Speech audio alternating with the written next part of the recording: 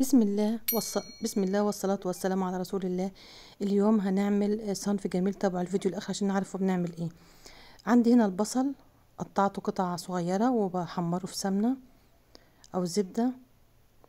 بعد كده اكون مجهزة عصير الطماطم، هننزل بيها على البصل ونقلبه، والثوم والبهارات الشرقية المعروفة اللي هي الكمون والكزبرة والفلفل الاسود والقرفة.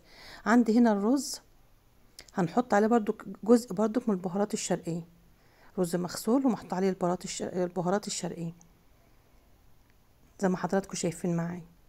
دي بعض الخضرة نزلت بس من ايدي لان عملت الخضرة احطها في النهاية.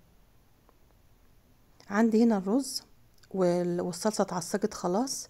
هضيف الاتنين على بعض وهحط الخضرة في الاخر جدا عشان عايزة طعمها يبقى ظاهر، ما تبقاش ميتة وطعمها مش ظاهر.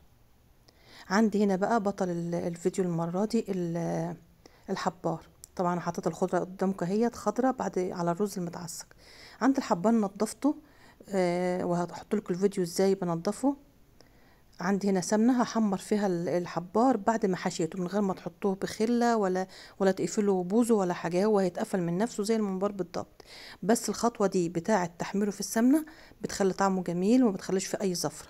طبعا احنا غسلينه بالملح والليمون والدقيق، غسلينه كويس وشلنا اللي هي انبوبه الحبر ونضفناه كويس. الزعانف انا سايباها بصراحه، لكن انتوا ممكن تشيلوها وتحطوها عادي كحشوه جوه الرز. وممكن كمان الزعانف كمان جوه الرز تحطها جوه الرز، لكن انا ما حبيتش بصراحه، انا اتبرعت بها للقطط بصراحه.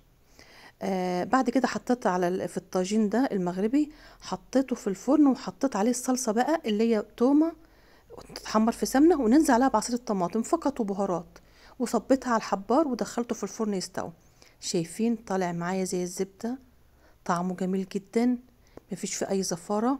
دي احسن طريقة واجمل طريقة، واهل السويس عندنا في مصر بيعملوهم بالطريقة دي، يعني انا خدتها منهم. شايفين؟